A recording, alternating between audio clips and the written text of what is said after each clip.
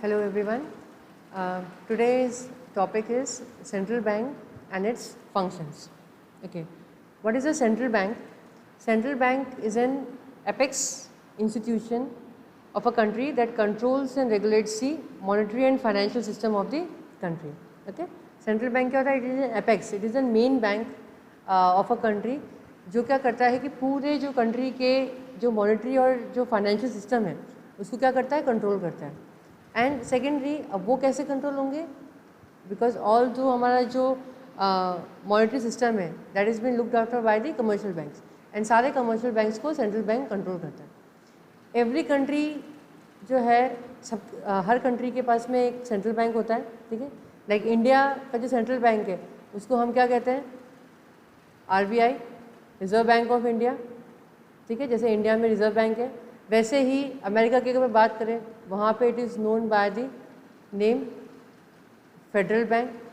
ठीक है. So every country has a central bank. Okay. जो कि सारे पूरे उस कंट्री की मॉनेटरी सिस्टम को लुक आफ्टर करती है. Now let's see the functions of RBI.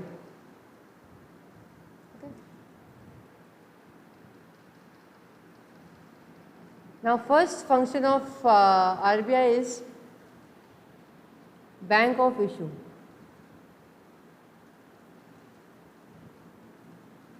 ठीक है. यहाँ पे बैंक ऑफ इशू से हमारा मतलब है यहाँ पे that we are talking about of issuing currency. Okay.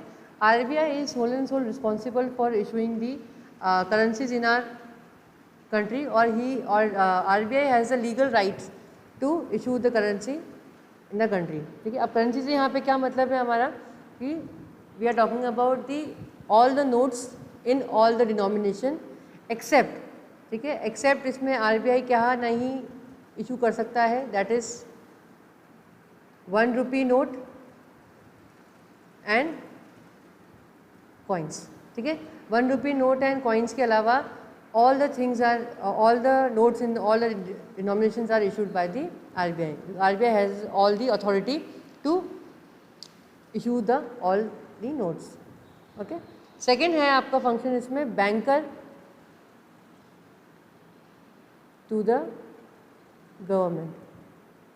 Now RBI जो होता है या जो हमारा सेंट्रल बैंक है वो गवर्नमेंट के लिए 3 तरीके के मेजर रोल प्ले करता है. ओके. वो 3 तरीके के मेजर रोल कौन कौन से हो जाते हैं आपके? First, as a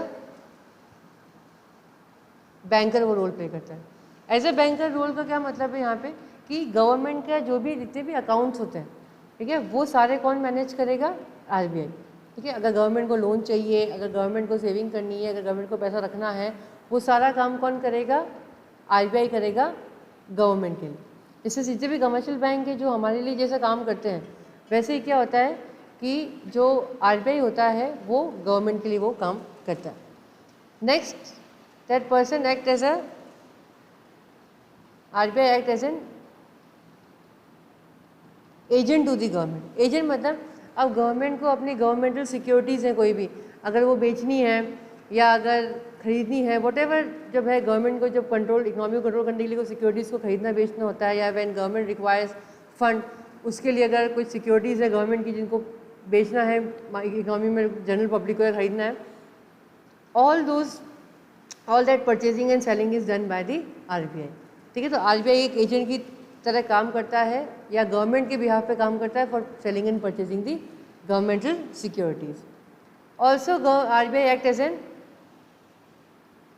adviser. ठीक है. अब जैसे गवर्नमेंट को कभी भी कोई पॉलिसीज़ बनानी होती हैं, ठीक है, या फिर इकोनॉमी में मान लो कि अगर इन्फ्लेशन की कंडीशन चल रही है या डिफ्लेशन की कंडीशन चल रही है, जिसको कंट्रोल करने के लिए बहुत सारे जो रेट्स हैं, इंटरेस्ट रेट्स हैं, वो गवर्नमेंट को चेंज करनी पड़ती हैं, या बहुत सारे जो फाइनेंशियल डिसीजंस हैं जो गवर्नमेंट को लेने पड़ते हैं खुद से. तो उन डिसीजंस को लेने से पहले government takes advice of the RBI. ठीक है. RBI की एडवाइस देती है गवर्नमेंट कि क्या हम ये डिसीजन लें नहीं लें, कोई भी पॉलिसी को फ्रेम करने के लिए government can fall back on RBI. जैसे डिमोनेटाइजेशन जब गवर्नमेंट को करना था तो ऑफकोर्स गवर्नमेंट ने डिमोनेटाइजेशन करने से पहले RBI जो गवर्नर है उनसे कंसल्ट किया होगा, ठीक है। तो वो तभी जाके पूरी क्योंकि इकोनॉमी में क्या कंडीशन रहेगी डिसीजन लेने के बाद में, वो एग्जैक्टली हमको गवर्नमेंट को RBI ही बता सकता है। डिसीजंस को मानना नहीं मानना वो गवर्नमेंट के हाथ में, but advice government can take. Okay, next function is the bankers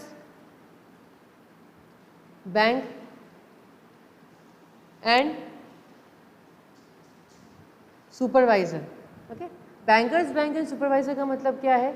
जैसे कमर्शियल बैंक्स जनरल पब्लिक के लिए या उनके कस्टमर्स के लिए काम करते हैं, वैसे ही क्या होता है कि जो RBI है वो कमर्शियल बैंक्स के लिए काम करता है, ठीक है।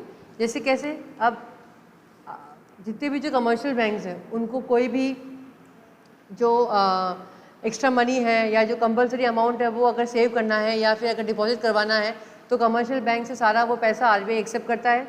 In the case of emergency कभी भी अगर पैसा चाहिए कमर्शियल बैंक्स को तो RBI also grants loan to the commercial banks, ठीक है। And it also acts as the clearing house function. Clearing house का मतलब होता है कि दो कमर्शियल बैंक्स के बीच में अगर कोई ट्रांजेक्शन्स को क्लियर करना है, ठीक है, that is also done by the RBI only. दूसरा, RBI एक सुपरवाइज़र की तरह भी काम करता है। सुपरवाइज़र मतलब कि जितने भी कमर्शियल बैंक्स हैं they all those commercial banks they have to abide by the rules of RBI। RBI ने जो रूल सेट किए हैं, लाइक फॉर एग्जांपल जो CRR होती है, कैश रिजर्व रेशियो, जो गवर्नमेंट ने जो RBI ने सेट किया है कि इतना परसेंटेज ऑफ पैसा all the commercial banks they have to submit to the RBI, ठीक है। And there are an number of rules and regulations. तो इसमें सुपरवाइजरी में फंक्शन में RBI ये देखता है कि सारे वो जो कमर्शियल बैंक्स हैं ये सारे रूल्स एंड रेगुलेशंस फॉलो कर रहे हैं या नहीं कर रहे हैं। इफ़ अगर कोई भी ऐसा कमर्शियल बैंक है जो नहीं कर रहा है then RBI can take action against that commercial bank. Okay, next is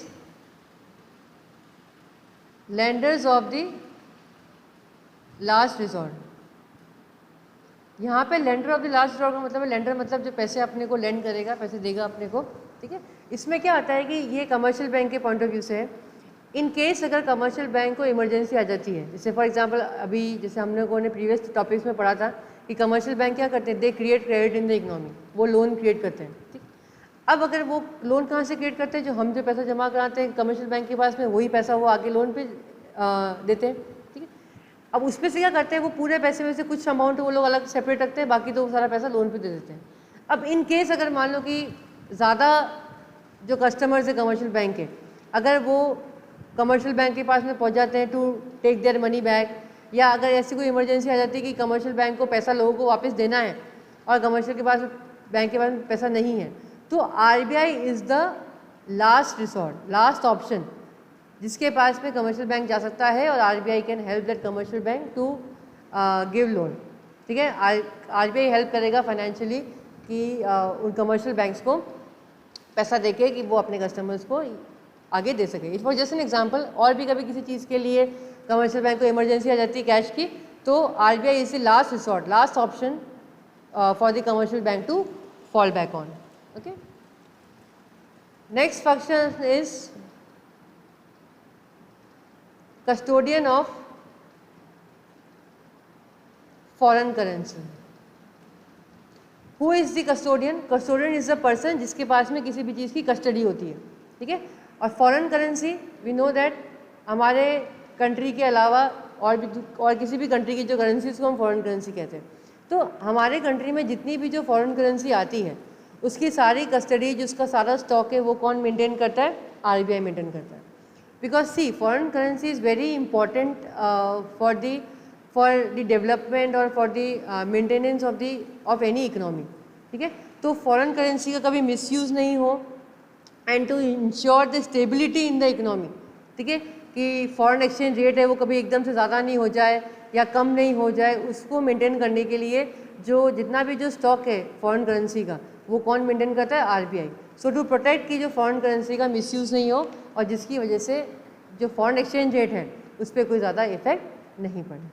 okay, so these were the functions of RBI और the central bank. Thank you, bye.